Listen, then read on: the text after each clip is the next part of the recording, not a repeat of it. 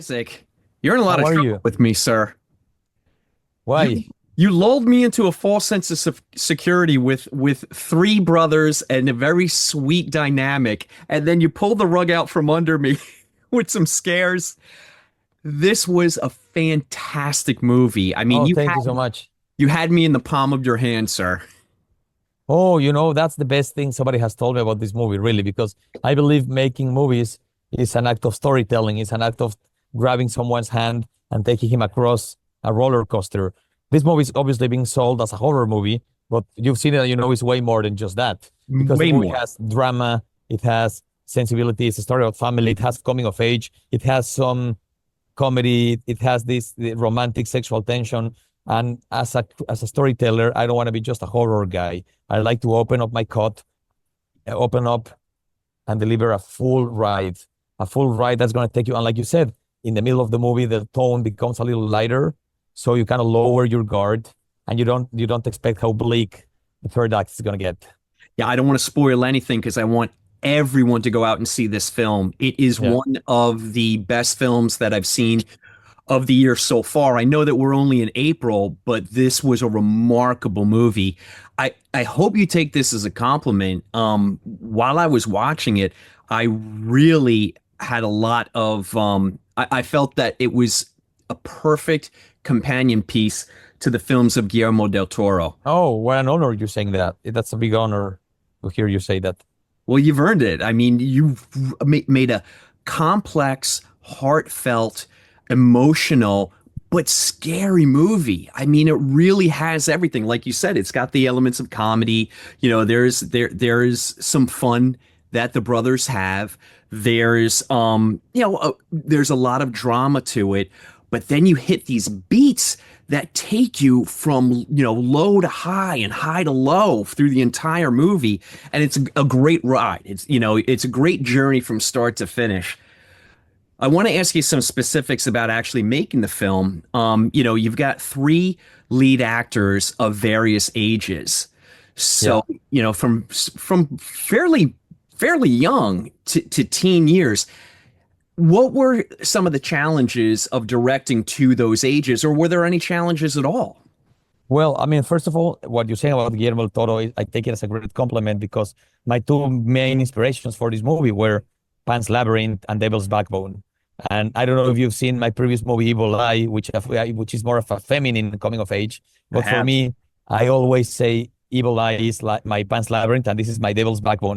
Without wanting to sound pretentious, or as somebody once put it, the movie I did for my daughter and the movie I did for my son. Oh, that's great. I And love and that. and and and and, uh, and that's it's very uh, it's a coming of age. So Guillermo del Toro and obviously Stephen King and obviously Spielberg were some of my bigger inspirations. And in terms of, you asked what were the challenges of working with kids, right? That was the question. Yeah. Yeah, a big challenge because there's two types of filmmakers: the filmmaker that writes something already thinking on the challenges. I have this friend of mine, a great director. He's made 15 movies. He tells me every time I write a character of a child, I put very little dialogue because he's a child actor. And then there's the other type of filmmaker like myself, where I don't think of how I'm going to make it happen. I just write whatever the fuck is in my mind, what I want to see on the screen, and then I get to the preparation. I'm like, oh, holy shit, how we're going to do this? So, it was really tough when actually we read the script with my casting director, and we're like, whoa, we have to find these three kids that are going to carry the weight of the whole movie on their shoulders. Somebody told me, man, you made that 2-hour movie carried by three kids because the other roles are little. So Yeah. a professor of mine used to say, in any movie, casting is 50%. I think when you're working with kids, casting is fucking 70% because Yeah. if you get the right kids, if you get the right actors, you got it. So it was really hard to find the right actors for these roles. Really hard. We opened up the casting process for like 8 months. Uh, we saw a lot of kids. Mateo, which is the actor who plays the youngest child, Benjamin, Hmm. was the easiest to find. The moment we saw Mateo, I was like, okay, this is him. He can do it perfectly. Oliver, the middle brother, was kind of hard, not so hard. But then when we found Salvador, was really hard to find because Really? Salvador is is I originally wanted an actor that would be like a little how to put it, like a little younger. That would be like 11, 12, you know. And Hmm. now you see the movie and you think it's one teenager and two kids. Originally, I wanted him to be like three kids, and I wanted the older kid to be 11, 12, just entering adolescence. So the scene with the girl, with Valeria, it was going to play out completely different. It was going to That be would play out very different. like an older woman with a kid. But then the thing is, because it's a performance that demands a lot of physicality. He needs Mm. to fight, to yell. He needs to walk with the crutches and run with no leg. And he's almost like a military general. You know, he's always yelling authority. So the kids that were 11, 12, it just wouldn't work. It looked fake when they were acting. In all the audition process, they would look fake. So my casting director told me, Isaac, why don't we age him up? Look for kids that are 16, 17. I really fought against it. I didn't want it, but you have to listen to your team because I wasn't finding the actor. And then we just found Felix, who is incredible, and had to kind of let go of this idea of how it was going to play out with the girl. I mean, it still works. They have It great does. chemistry together. Yeah. And she's still much older than him. It's interesting. He's 18, she's 25. Somebody told me that you can tell the age of a person by looking at the eyes. But still, because she looks young and he looks old, they kind of look like people the same age hooking up. But it still works. It still kind of works. But sometimes as a director, you have to let go. I had to let go of that idea for that scene in order for a larger purpose, which is the rest of the movie, you know?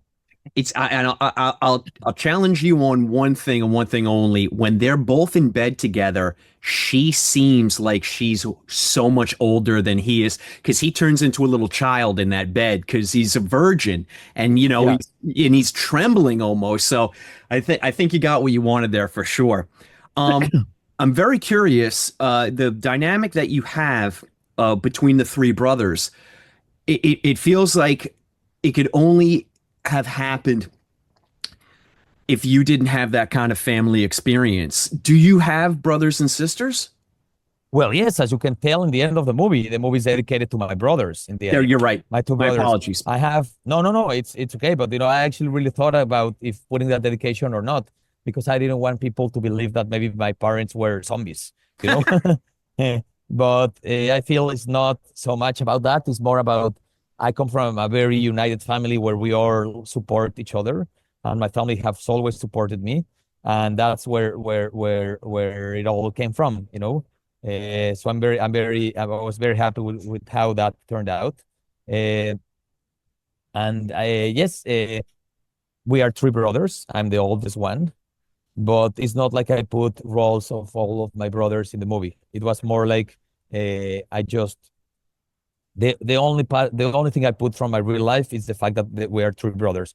I will say though, I am like the less physical of my brothers. You know, I don't play any football, any soccer. I was always from a child more like the artist, the storyteller, and my brothers were more physical. So in the original version of the script, Salvador would be on a wheelchair, and his brothers were always carrying him around. So that was a way to reflect on my childhood, where I always felt like my brothers were more physical.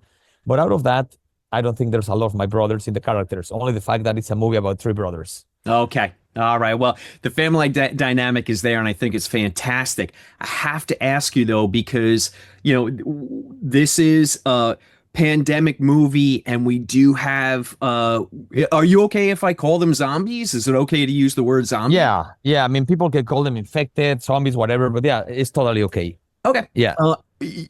By the way, your two actors who are playing the mother and father, the zombies, the infected, they're phenomenal. The physicality of that performance, they do incredible work. But I wanted to know what your influences were. What kind of zombie movies from the past or present did you draw on to make the film? Well, a big influence was Romero's Day of the Dead. Like, that's another zombie movie where you see them actually training a zombie, right? Yeah. And it's also very bleak. So, whenever I try to think I'm being very original, sorry, just moving to a place where probably you can hear me more. Is it better here? Much better. Oh, I can Okay, hear yeah. you perfectly the whole time. So whenever I'm saying, oh, this movie is very original because we have humans training zombies, I'm like, no, Romero did it in Day of the Dead. So that was a big reference. And there are many zombie movies I adore. like Train to Busan, Oh yeah. like The Girl with All the Gifts, even like Cargo, and even movies like a movie like Cargo or a movie like Maggie also explore the concept of humanity in zombies. Somebody who doesn't want to turn into a zombie or who wants to try to protect their loved ones. So that was a big reference as well. And then I also had other references that are not zombie movies. Movies the biggest influence for me was Goodnight Mommy, which is a movie that blew my mind. When I saw that movie, I was like, I need to make something like that where you have only kids in a house and you don't know where they're. Like the whole first act of the movie was built upon Goodnight Mommy.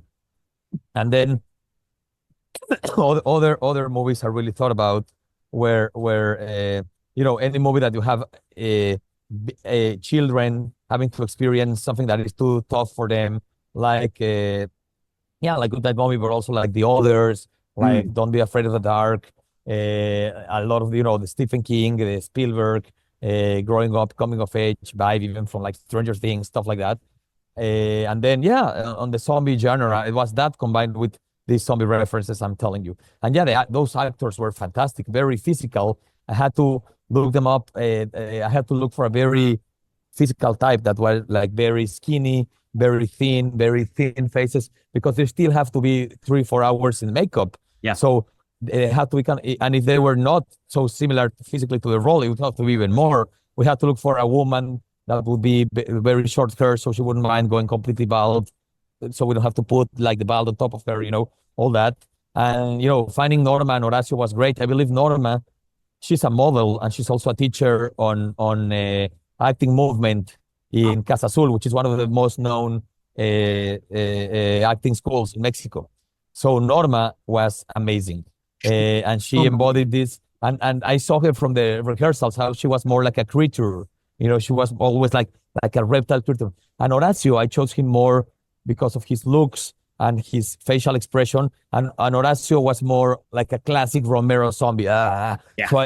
So when I discovered that essence of both, instead of trying to make one like the other, I decided to use that in favor of the movie because, men and women are different in real life. True. So why they wouldn't be different when they become creatures, right? So I decided to use Norma more like a physical creature and Horacio more like a zombie. Great point. You get fantastic performances from the living and the dead in this film. One of my favorite things about the movie, and again, I won't spoil anything, is in the third act, we actually get like almost like a little touch of folk horror, with what happens with the fire trumpets. And again, I don't want to spoil anything, but there's so many layers to this film. I really appreciate that turn toward the end, and I think it made the ending more. It landed harder for me because of, and I'm going to steal your word, because of the bleakness of it. But I feel like it's well earned. And then again, not going to spoil anything, but then where we go at the very end, I feel like that was the perfect way to end the film. And it put a smile on my face, and it really made the journey completely worthwhile.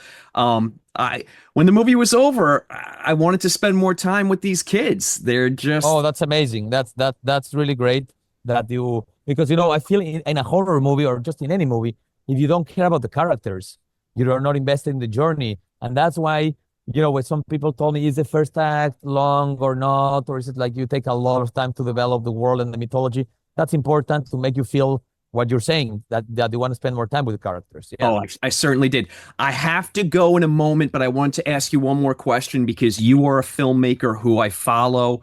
What do you have next? What's coming up? Okay, I cannot speak a lot about it until it gets confirmed. Okay. But I have a project that really excites me, that it would be a dream come true. Being, an adaptation of one of my favorite writers and storytellers that I'm working, crossing my hands, in my fingers, it happens. And also I have a science fiction project that I'm working in Mexico that hopefully happens soon. It's a very ambitious movie. It relates to highways and I won't tell you more. And also I have other horror projects in development. So I'm now in development stage on a bunch of things, and I guess whatever happens next. Oh, I love it. Well, this was an absolute pleasure, Isaac. I really Thank do you, enjoy Sean. your work. Thanks for having me today. Thank you. Thank you, Sean. Yeah. Take care. Thank you.